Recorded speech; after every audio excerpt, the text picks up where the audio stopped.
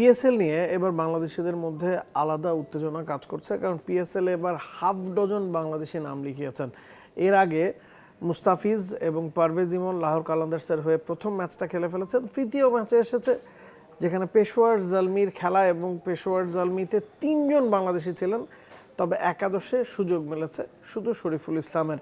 বাবর আজম তাকে অভিষিক্ত ক্যাপটা তুলে দিয়েছেন, এবং অনেকেই মনে করছিলেন যে নাহিদ রানা হয়তো সুযোগ পাবেন। শরীফুল যেহেতু রিপ্লেসমেন্ট ক্রিকেটার হিসেবে গেছেন, নাহিদ রানার চান্সটাই হয়তো বেশি হবে, এবং এই জায়গায় তানজিদ তামিম ছিলেন। তবে সবাইকে ছাপিয়ে শরীফুল কিন্তু একাদশে সুযোগ পেয়েছেন, এবং প্রথম ওভারটা তিনিই করেছেন।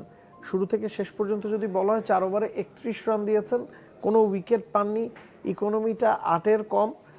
ভালো গেছে এমনটা আসলে বলা যাবে না, তবে মন্দ যায়নি। কারণ আপনি যদি খেয়াল করেন, পিন্ডিজ যারা পিএসএল এর একেবারে নতুন দল, তারা কিন্তু তাদের প্রথম ম্যাচেই 214 রান বোর্ডে জমা করতে পেরেছে। অন্য সব বোলারাই যেখানে এক্সপেন্সিভ ছিলেন, সেখানে একটু ব্যতিক্রম ছিলেন শরীফুল।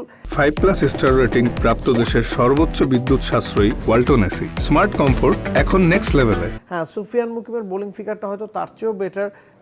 4 ওভারে তিনি 28 রান দিয়েছেন, তবে পেসার হিসেবে যেই সময়গুলোতে শরীফুল বল করেছেন, he has done his job.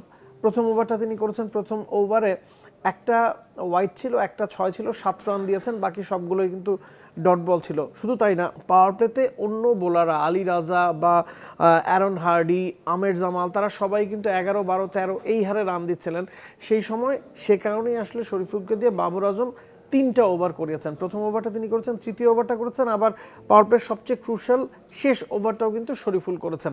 Second ওভারে শরীফুল 8 রান দিয়েছেন।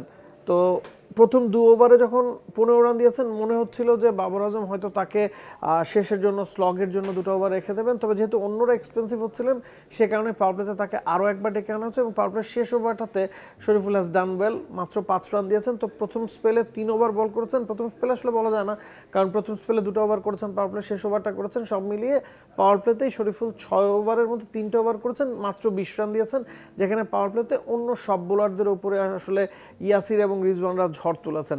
এবং শেষ দিকে গিয়ে একটা ওভার করেছেন শরীফুল, সেটা পেনাল্টিমেট ওভারটা, 19তম ওভারটা, one of the most crucial over যেটাকে বলা হয় টি20।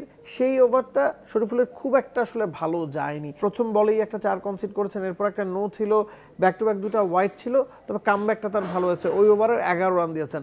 তো সব মিলিয়ে 4 ওভার বল করেছেন, উইকেট পাননি, 31 রান খরচা করেছেন। তবে আজকের ম্যাচ সিচুয়েশন অনুযায়ী খুব একটা খারাপ গেছে এমনটা বলা যাবে না। হ্যাঁ, উইকেট পেলে অবশ্যই বেটার হতো, উইকেট পাননি, তবে ইকোনমিক্যাল ছিলেন। এবং শরীফুলরা যদি ভালো করতে থাকেন, মুস্তাফিজ যেরকম ভালো করেছেন, হয়তো অন্য বিদেশিদের সাথে পাল্লা দিয়েই আসলে বাংলাদেশিরা একাদশে সুযোগ পাবে।